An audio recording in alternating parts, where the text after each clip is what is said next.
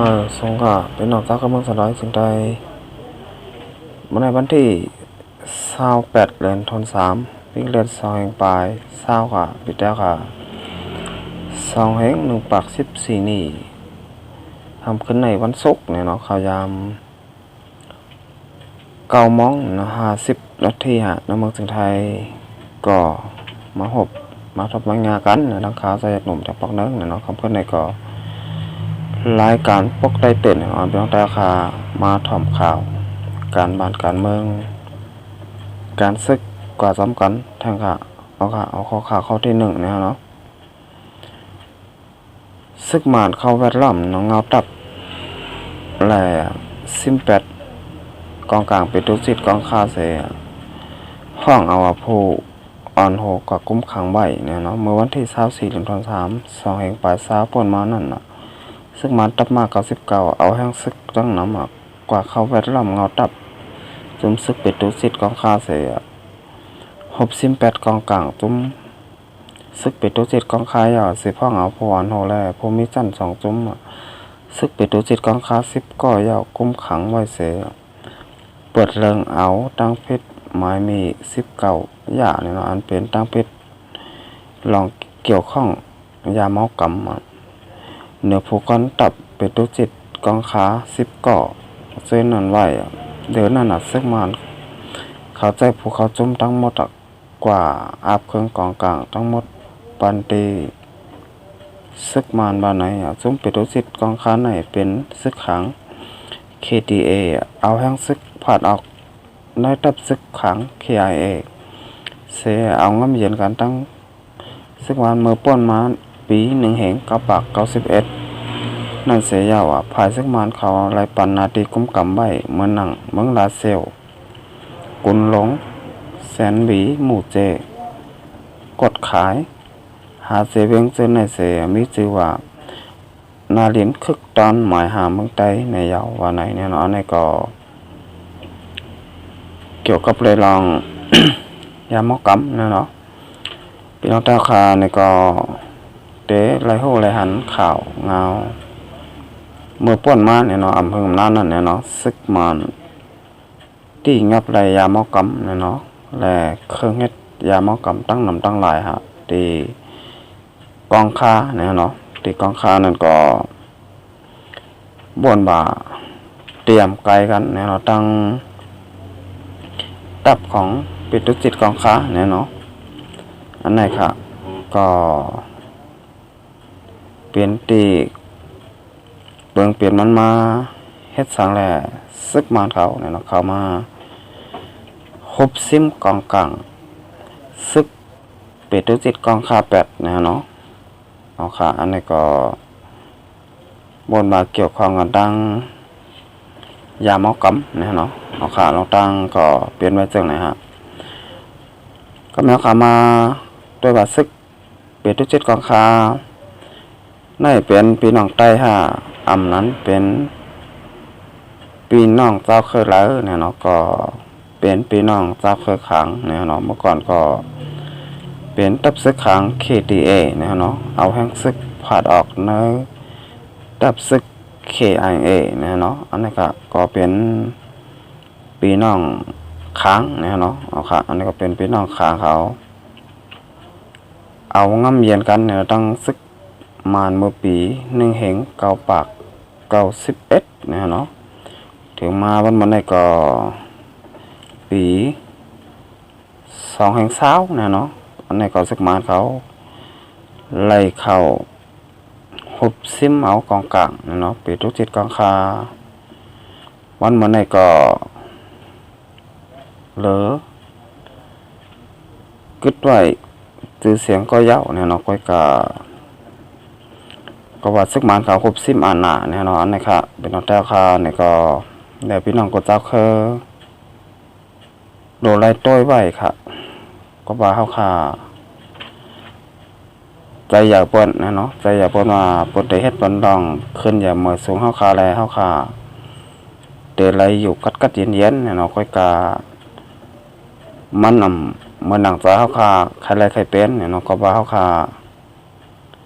ใจอยากเปิ้นใจอยากเปิ้นเสียได้บ่นว่า เปิดเดี๋ยวมาเฮ็ดปันลองขึ้นอย่าเมื่อสูงแลให้ได้เฮาค่ะเป็นสัตว์เทก้นมีเฮาค่ะได้มีจื่อมีเสียงก้อยกะเปิดให้ปันเฮาค่ะอะไรฮะแต่ในข่าวยามอำหึงเนี่ยเนาะอันนี้ค่ะก็จะได้หันอยู่เนี่ยเนาะพี่น้องแต่ค่ะเกาหลีปีน้องสาวคือในเมืองสันดอยซึ่งแต่ค่ะเกาหลีเนี่ยเนาะเปิ้นเฮ็ดปันปนพรเนาะค่ะลองป้ายมักมีและลองจื่อเสียงเฮาค่ะเนี่ยเนาะเฮาค่ะมีจื่อมีเสียงมีรถมีกามีเงินมีคำเนี่ยเนาะก้อยกา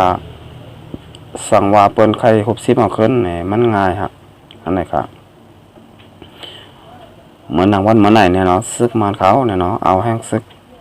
ตั้งนำเสียแลเข้า60เมาอาน่ะซึกเป็ดตุจิตกองคาวันเมื่อไหร่เนี่ยเนาะอันนี้ก็เลยยาวเนี่ยเนาะอาน่ะเนี่ยเนาะก็ว่าซึกมานเขาเข้ามา60เมากว่าขึ้นยาวเนี่ยเนาะนี่ก็เฮาค่ะนี่ปองใส่กันยาวเนี่ยเฮาค่ะอย่าเป๋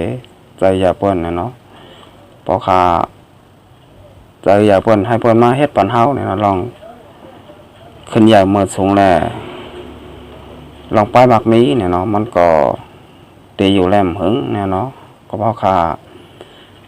ใครเฮ็ดเอาหังก้อยแลใครหยาบเนี่ยเนาะมีลองสังอาดเที่ยวค่ะเตะไหลมาดีๆงาม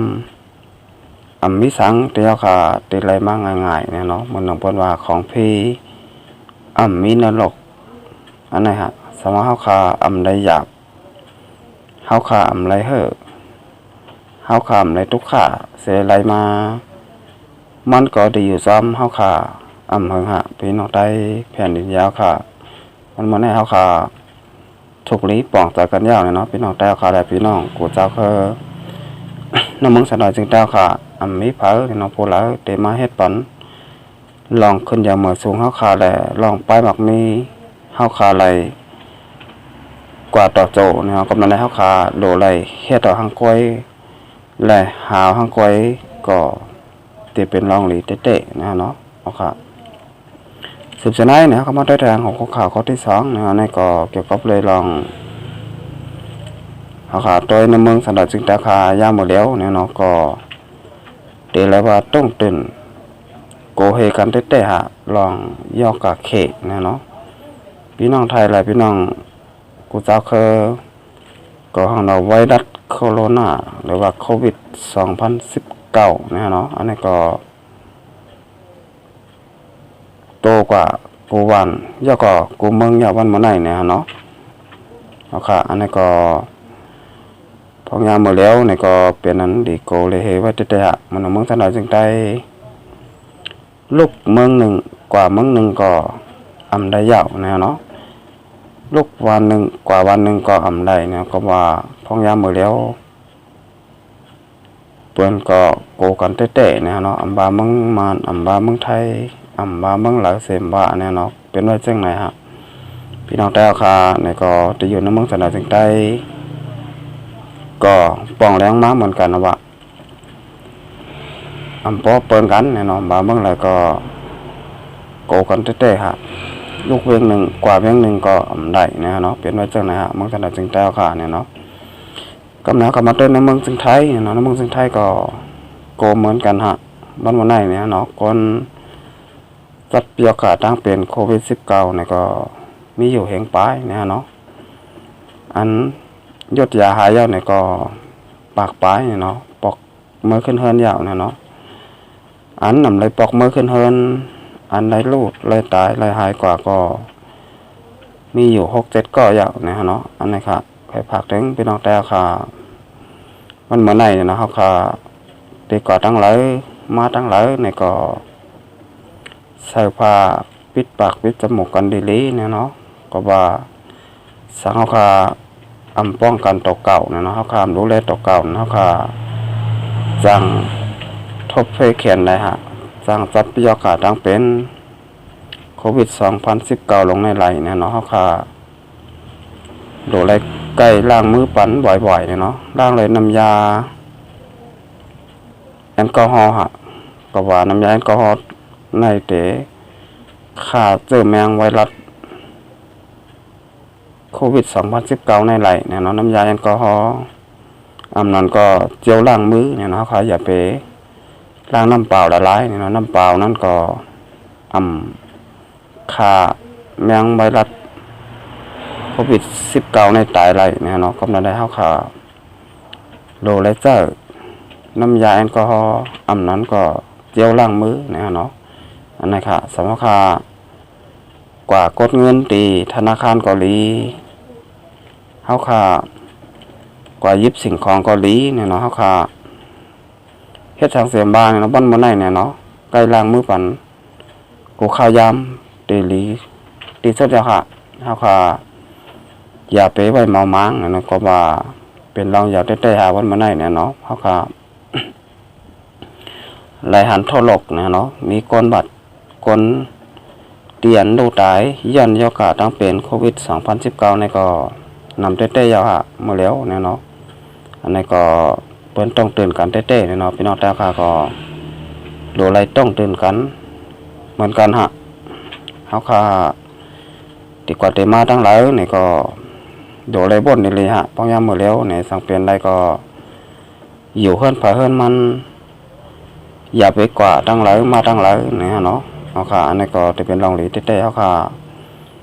เตะหลอดไฟเขียนนะฮะเนาะสมัยค่ากว่านี่ก็มันนำลามไหลฮะเนาะว่ากว่านั้นทรัพยากรตั้งเป็นเนาะโควิด2019นั่นเตอยู่ตีเหลอเตมีไว้ตีเหลอนะฮะนี่ก็พี่น้องแต่ค่ะโลไหลภาพสติกันอย่าน้ำนะเนาะค่ะอย่าไว้เมามังเสกัมนะเนาะฮู้จักเอาตัวรอดก็เป็นยอดก่อนสมัยค่ะกว่าทั้งนั้นมาทั้งไหนนี่ก็ดูไว้สติกันเต้ๆบ่าวอย่าวันมื้อไหนเนี่ยเนาะค่ะอย่าไว้เมามังใส่กัมเนี่ยเนาะเนาะค่ะระดับคำคนในก็รายการปลุกได้ตื่นนี่ก็จะย้อนขึ้นเหลือไว้ก่อนเนี่ยเราต้องค่อยมาพบมาหากันทางวันหน้าครับมาส่งครับ